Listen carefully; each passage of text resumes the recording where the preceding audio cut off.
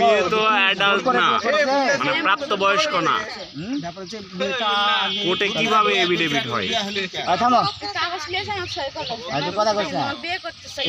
এটি তুমি জিঞ্জির বার করেছি? না না জিঞ্জির নাই, হাত পা বান্ধিছি? না না হাত বেঁধে খালি হাতে আসছি। ব্যাপার কি শোনা, আমি খোলা বলি, রাতের বেলা করে কি সন্ধ্যার সময় বেড়াচ্ছিল নিশার সাথে। তাই কথা হচ্ছে আপনার বয়স দেখা লাভ নেই, এখন গার্জিয়ান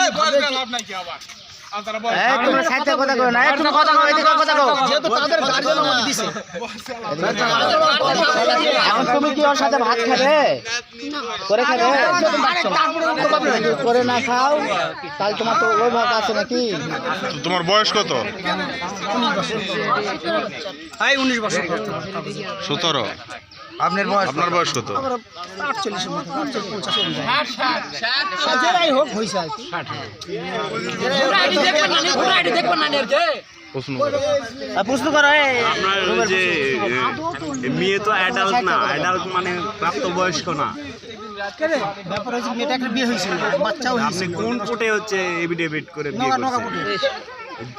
ওই কোর্টের কই এফিডেভিট কপি কই? বাসায় আছে। ওই তো নকল কপি। ওই মেয়ে তো ওই আপনি ডেনমার্ক কত ঘন্টা আছে? নকল কাগজপত্র তৈরি করেছেন। ডেনমার্ক কত ঘন্টা আছে?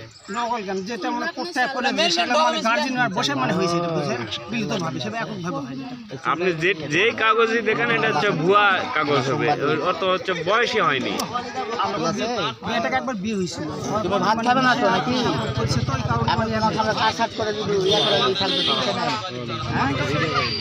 না ভয় খাবে না? দেনমোহর কত ছিল? ভাত খাবে না? কি করে তোমার?